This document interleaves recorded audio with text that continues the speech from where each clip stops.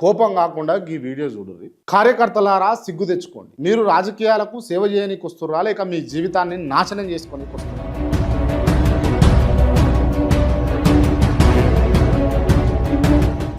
ఒక్కసారి ఆలోచన చేయండి. మీరు ఎవరి కోసం గొడవ పడుతుండ్రు? మీరు ఎవరి కోసం సోషల్ మీడియాలో తిట్టు తింటుర్రు, కేసులు వేసుకుంటారు?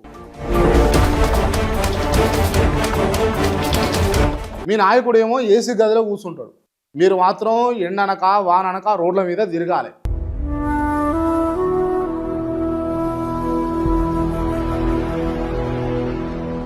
ఆయన పిల్లలేమో ఫారిన్లో చదువుతారు.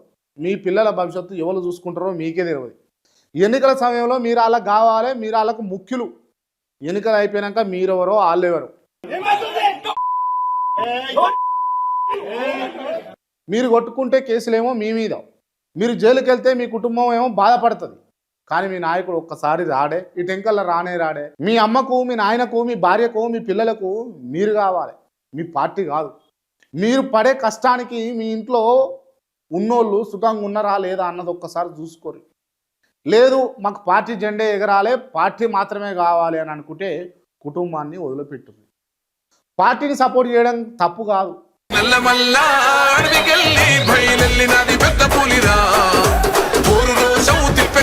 కానీ అంధభక్తితోటి తిరుగుడు మాత్రం పెద్ద తప్పు. ప్రశ్నించాలి, మీ నాయకుడిని మీరే ప్రశ్నించాలి. మీ హక్కుల కోసం నిలబడి కొట్లాడాలి. మీరు మారితేనే రాజకీయాలు మారుతాయి. మీరు ఆలోచన చేస్తేనే సమాజం ముందుకు పోతుంది. సిగ్గు తెచ్చుకోండి, బుద్ధి తెచ్చుకోండి. ఇకనైనా ప్రశ్నించడం నేర్చుకోండి. మీ విలువలను మీరే గుర్తు చేసుకోండి, గుర్తించండి, గర్జించండి.